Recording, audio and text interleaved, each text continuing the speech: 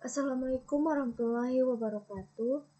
Saya Sylvia Amanda dari kelas 7A. Di sini saya akan mempresentasikan hasil rekaman atau dari video hasil saya simak berikut tentang Hypertext Transfer Protocol, yaitu HTTP. Apa itu HTTP? Yaitu kepanjangannya Hypertext Transfer Protocol. Protokol komunikasi antara klien dan server, basis untuk pertukaran data di aplikasi, dan dibangun dengan prinsip stateless, tidak menyimpan status antara request. Contoh dari diagram alur sederhana, yang pertama klien mengirim HTTP request, dan kedua server merespon dengan HTTP respon. Lalu yang slide berikutnya adalah HTTP method.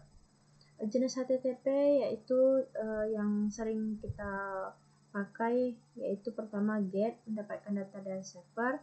Lalu yang kedua POST, mengirim data ke server untuk yang diproses.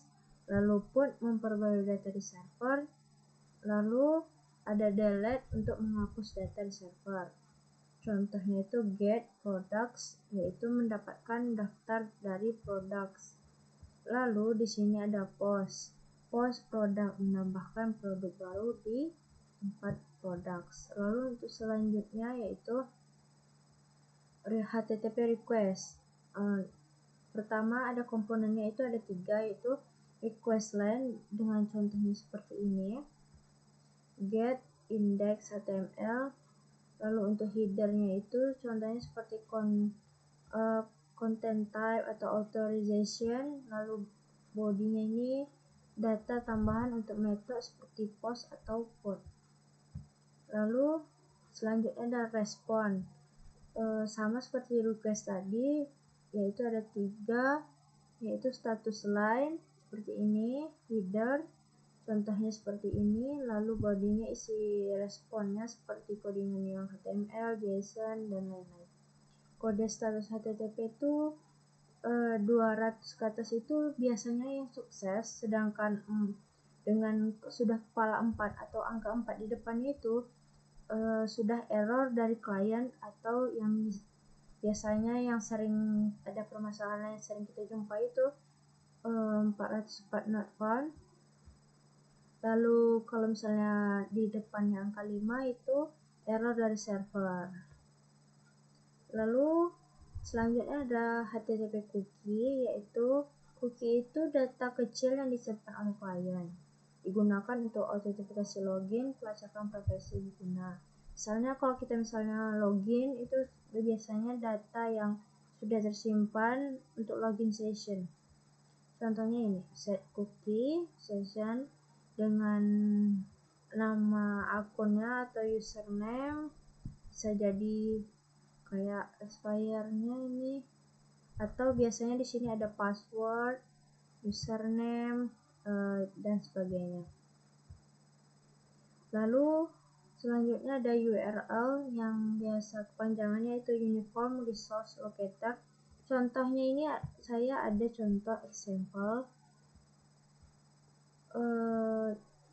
.com misalnya ya. Kalau misalnya bagian protokol itu adalah HTTP, sedangkan example ini atau misalnya google.com, yahoo.com, gmail.com itu domain atau host.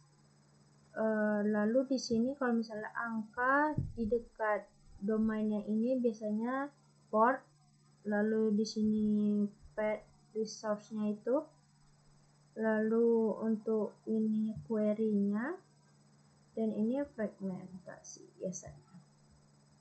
Seperti ini contohnya. HTTP protokol, domain, lalu di sini ada untuk path-nya itu ada dan sebagainya.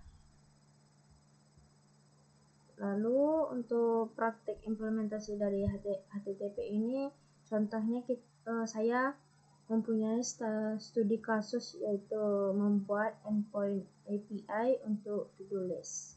Contohnya itu get to-dos, mendapatkan data daftar dari to-dos dengan post untuk menambahkan to-dos baru.